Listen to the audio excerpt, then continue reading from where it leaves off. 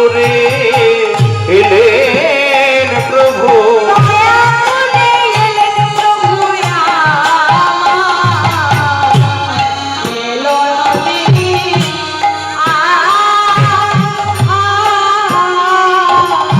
আর কৃপা করে এলেন প্রভু, কৃপা করে এলেন প্রভু।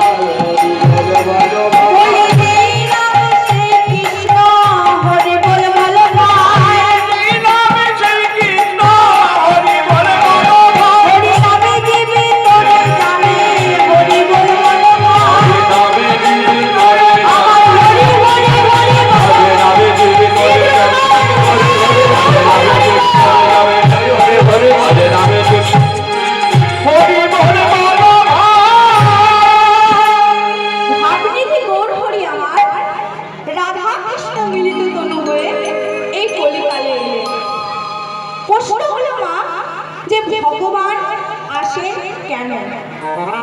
না উত্তর রয়েছে গীতায়,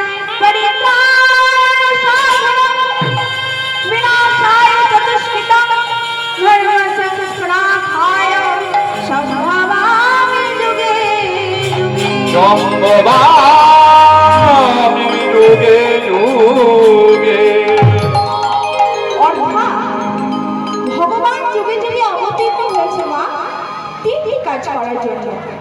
না কি কি? প্রথম কাজটি কি? গীতায় শ্লোকটি রয়েছে, পরিত্রাণ সাধনম, অর্থাৎ সাধুদেরকে পরিত্রাণ করা। দ্বিতীয় কাজ বিনাশায় চ দুষ্কৃতম, অর্থাৎ দুষ্টকে দমন করা।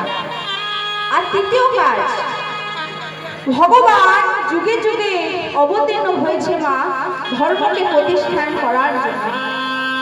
আমরা এখানে যতগুলি বসে আছি মা, আমরা সকলেই জানি আমাদের চারটি যুগ। না কি কি? সত্য, ত্রেতা, দ্বাপর, কলি। সত্য যুগে ভগবান এসেছিলেন নারায়ণ রূপে, ত্রেতা যুগে ভগবান এসেছিলেন শ্রীরামচন্দ্র রূপে, আর দ্বাপর যুগে ভগবান এসেছিলেন শ্রীকৃষ্ণ রূপে। আর এই কলিযুগে